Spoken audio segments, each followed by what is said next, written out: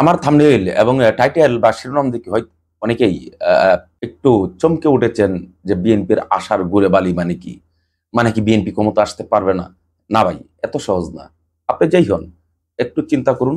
চিন্তা করলে মাথাটা ব্যবহার করলেই আপনি বুঝতে পারবেন আসলে বিএনপি ক্ষমতা আসতে পারবে কিনা। তার আগে আমি ২ টি কথা বলে তারপর আমি একটু আলোচনা যাব। জাতিসংঘের মহাসচিব প্রফেসর ডক্টর মোহাম্মদ ইউনূসকে চিঠি দিয়েছেন। এদিকে আমরা দেখলাম পেন্টাগনও একটি চিঠি দিয়েছে। এখন চিঠিগুলো কি দিয়েছে সেই বিষয়ে আমি আসার আগে অন্য একটু কথা বলবো। চিঠিগুলো যদি দেখি, পেন্টাগন বলেছে বাংলাদেশের অন্তর্বর্তী সরকারের সাথে কাজের প্রতীক্ষা পেন্টাগন। আরেকদিকে জাতিসংঘের মহাসচিব তিনি যে কথাটা বলেছেন, অন্তর্বর্তী সরকারকে সমর্থন জানিয়ে ডক্টর মোহাম্মদ ইউনূসকে একটি চিঠি লিখেছেন জাতিসংঘের মহাসচিব। তিনি যে বিষয়ে বলছেন সেটাও কিন্তু প্রফেসর ইউনূসের সরকারকে সমর্থন করে। এখন এই ভিতরে আমি একটু পরে আসছি, তার আগে কয়েকটি কথা বলি। আমরা দেখেছি এই আওয়ামী লীগের ফেসিবাদী স্বৈরাচারী খুনি হাসিনা আজ ১৬ বছর যাবৎ বাংলাদেশের ক্ষমতা টিকেছিল। ক্ষমতা থেকে ফেসিজম এটাকে সে প্রতিষ্ঠা করতে সক্ষম হয়েছেন। সেটা কিভাবে হয়েছেন? এরকম অভিযুক্ত বিএনপির ভিতর থেকেও আছে যে বিএনপির কোনো লোক আওয়ামী লীগের সাথে সম্পর্ক বা সরকারের সাথে সম্পর্ক কিংবা রয়ের সাথে সম্পর্ক। আমি যদি এগুলো বাদও দেই তাহলে আমি মোটা দাগে এটি এভাবে বলতে চাচ্ছি, গত বছর যে নির্বাচন অর্থাৎ ৭ জানুয়ারি চলতি বছরে যে নির্বাচনটা হয়ে গেল, এই নির্বাচন আগে গত বছর বিএনপি অনেক আন্দোলন করেছেন এবং বিএনপির বিভাগীয় যে আন্দোলনগুলো হয়েছে, জনসমাবেশগুলো হয়েছে, আমরা দেখেছি সেখানে লক্ষ লক্ষ লোক একদিন দুদিন না ৩ দিন ৪ দিন আগে থেকেই সেখানে তারা গিয়ে হাজির হয়েছেন, সাধারণ জনতা। কেন? এই স্বৈরাচারের কাছ থেকে মুক্তি পাওয়ার জন্য।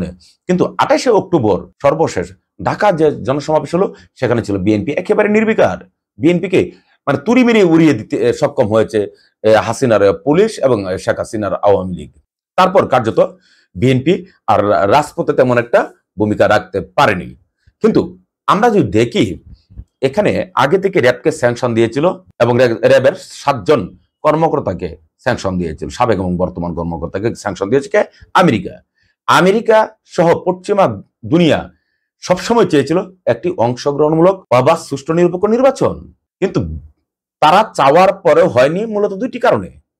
একটি কারণ হলো, সর্বপ্রথম যে কারণটি, সেই কারণটি হলো যে বিএনপি কার্যত ২৮শে অক্টোবরের পর তারা ৫০,০০০ লোকও কিংবা ২০,০০০ লোকও কোথাও মানে জমায়েত হয়ে হাসিনার বিরুদ্ধে কোন রকম অবরোধ কিংবা কোন রকম কর্মসূচি তারা করতে পারেনি। দ্বিতীয় কারণটি হলো ভারতের একেবারে নগ্ন একটা সমর্থনে এখানে ৭ জানুয়ারিতে নির্বাচনটি করতে পেরেছে আওয়ামী লীগ বা হাসিনা। যদিও এটা ভারতের জন্য খুব একটা ভালো হয়নি, সেটা হলো ভিন্ন আলোচনা। কিন্তু এখন আমরা দেখলাম ছাত্র জনতা সেটা সক্ষম হয়েছে। এখন ছাত্রদের নেতৃত্বে কোটা সংস্কার আন্দোলন থেকে যে গণ অভ্যুত্থান বাংলাদেশের সৃষ্টি হয়েছিল, এটা পৃথিবীতে খুবই বিরল একটি ঘটনা যে ছাত্ররা বুক পেতে এভাবে মানে পুলিশের গুলির সামনে, বন্দুকের সামনে তারা জীবন দিয়েছে। কিন্তু এটা কি বিএনপি কখনো করেছে? বিএনপির অবশ্যই অনেক নেতাকর্মী বিভিন্নভাবে তারা হত্যাকাণ্ডের শিকার হয়েছেন বিভিন্নভাবে, কিন্তু বিএনপি কি ১০,০০০ নেতাকর্মী কখনো বুক পেতে দাঁড়াইছেন? না, দাঁড়াইবেন না, দাঁড়াইবেন না কোনোদিন। আমি পরিষ্কার করে বলতে পারি কখনো দাঁড়াবেন না। কেন দাঁড়াবেন না? বিএনপির নেতাকর্মীদের ক্ষমতা ভোগের একটি তাদের একটি স্বপ্ন আছে, থাকবে, এটা থাকেই, যেহেতু বর্জুয়া দলগুলোর মধ্যে এটা থাকে, এটাই স্বাভাবিক। তো আমি ভাই গুলিকে পুলিশের মরবো, কারণটা কি? যদি আমার সরকার ক্ষমতা আসে তাহলে আমি বুক দখল করবো।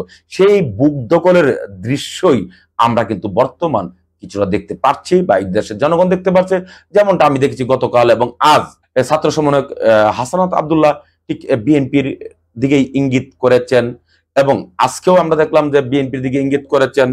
বিএনপির দিকে যে যে ইঙ্গিতগুলো করেছেন সেই ইঙ্গিতগুলো একেবারেই পরিষ্কারভাবে, যেমন সিন্ডিকেট নিয়ে কথা বলেছেন।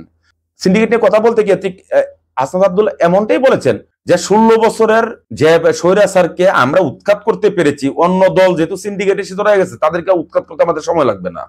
এরপর গতকাল যদি দেখি, হাসনাত আব্দুল্লাহ সেম অনেকটাই একই কথা বলছেন যে ১৬ বছরের ক্ষত ১৬ দিনে সমাধান হবে না, এবং বলেছেন এটা কারা করছেন। বিভিন্ন চর দখলের মতো ঘটনাগুলো কিন্তু আমরা দেখছি। এই চর দখলে কারা নেমেছেন? এই বিভিন্ন মানে আপনার ধরেন দোকানপাট দখল কিংবা ব্যবসা দখল, বালুর মহল দখল কিংবা আপনার অফিস আদালত দখল, এই যে মহড়া এইসব চলছে। বিভিন্ন মানে অফিসারদের তালিকা করা হচ্ছে এবং তাদের কাছ থেকে কিভাবে কি সুযোগ সুবিধা নেওয়া হবে, নানান কিছু আমরা দেখি সরকারি বিভিন্ন প্রতিষ্ঠান থেকে শুরু করে একদম তৃণমূল পর্যায়ের একেবারে গ্রাম পর্যায়ে যদি দেখি, তাহলে সেগুলো বিএনপির নেতা কর্মীরাই করছেন। তো এখন বিষয় হলো তারা কেন করছেন? তারা করছেন যে তাদের বুক করতে হবে, তাদের এখান থেকে টাকা খেতে হবে। তারা গত 18 বছর যাবৎ যেহেতু তত্ত্বাবধায়কের, সেই তথাকথিত তত্ত্বাবধায়ক 2 বছর, হাসিনার প্রায় 16 বছর, 18 বছর যাবৎ তারা ক্ষুধার্ত, এখন তাদের খেতে হবে, তাদের আর সইছে না। যেখানে ছাত্র জনতা জীবন দিয়ে এই দেশকে নতুন করে স্বাধীন করেছে, সেখানে বিএনপির সইছে না। হ্যাঁ, বিএনপির সইছে না, বিএনপির আরো বেশ অনেক বছর তাদের ক্ষমতার বাইরেই থাকতে হবে। আমি সেই মেসেজটাই আমি এখন আপনাদেরকে দিব। প্রফেসর ইউনূসকে যে চিঠি দিয়েছেন, সেই চিঠিতে যা লেখা হয়েছে যে অন্তর্বর্তীকালীন সরকারকে সমর্থন জানিয়ে প্রফেসর ইউনূসকে একটি চিঠি লিখেছেন জাতিসংঘের মহাসচিব। গত 16 আগস্ট পাঠানো সেই চিঠিতে দেশের শান্তি প্রতিষ্ঠা এবং অন্তর্ভুক্তিমূলক গণতান্ত্রিক উত্তরণের প্রতি অন্তর্বর্তীকালীন সরকারের প্রচেষ্টাকে সম্পূর্ণ সমর্থন জানিয়ে জাতিসংঘ। আমরা নিশ্চয়ই বুঝতে পারছি, যা সোমবার রাতে প্রধান উপদেষ্টার প্রেস সচিব চিঠিটি শেয়ার করে, যে চিঠিতে জাতিসংঘ গণপ্রধানমন্ত্রী বাংলাদেশ অন্তর্বর্তী সরকারের প্রধান উপদেষ্টা হিসেবে ডক্টর মোহাম্মদ ইউনূসের দায়িত্ব গ্রহণের জন্য শুভেচ্ছা জানান। এখানে কি লিখেছেন চিঠিতে? জাতিসংঘের মহাসচিব বলেছেন, ডক্টর ইউনূসের নেতৃত্বাধীন অন্তর্বর্তীকালীন সরকারের সাথে কাজ করতে এবং অনুরোধ পেলে যে কোনো সমর্থন দিতে প্রতিশ্রুতিবদ্ধ। বিষয়টা কি আমরা বুঝতে পেরেছি?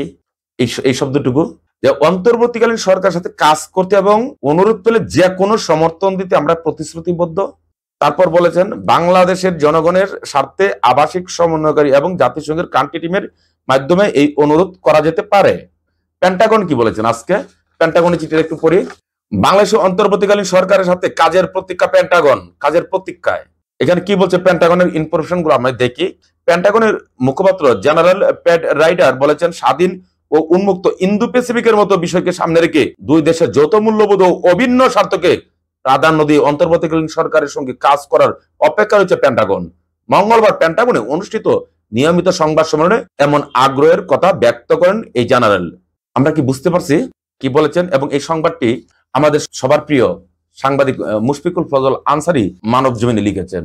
তারপরে কি বলতে হবে যে আসলে বিএনপির ভাগ্যে কি আছে? যেসব বিএনপির কর্মী সমর্থক বা বিএনপির নামদারি লোকজন অবাধে নেমে গেছেন চর দখলে, তাদের কি হবে? তাই কি আপনারা মানে শুরু করে দিয়েছেন খেতে হবে?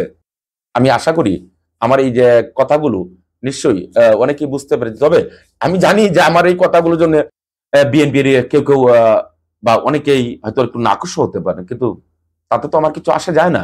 সবচেয়ে বড় কথা হলো আমি বিএনপি নাকি আওয়ামী লীগ, তার চেয়ে বড় কথা আমি এই বাংলাদেশের একজন নাগরিক। আমি চাই একটি সুস্থ, একটি স্বাভাবিক পরিবেশ এবং স্থিতিশীল পরিবেশ। হাসিনা পতনের পর বিএনপির যে পারফরমেন্স, যদিও বিএনপির কোন কোন নেতাকে পদানুমতি দেওয়া হয়েছে এবং কাউকে কাউকে দল থেকে বহিষ্কার করা হয়েছে, কার্যত এগুলো শুধুই লোক দেখানো। যদি লোক দেখানো না হতো তাহলে এই বিএনপি তার দলের নেতা কর্মী কিংবা সমর্থকদেরকে শক্ত হাতে হ্যান্ডেল করতো। বিএনপির নেতাকর্মীরা যা করছে, আওয়ামী লীগের নেতাকর্মী অতীতে যা করেছে, তার চেহারার সঙ্গে অনেকটাই তো মিল পাচ্ছি আমরা, তাই না? এগুলো তো সবকিছুই বিশ্ববাসী দেখছে।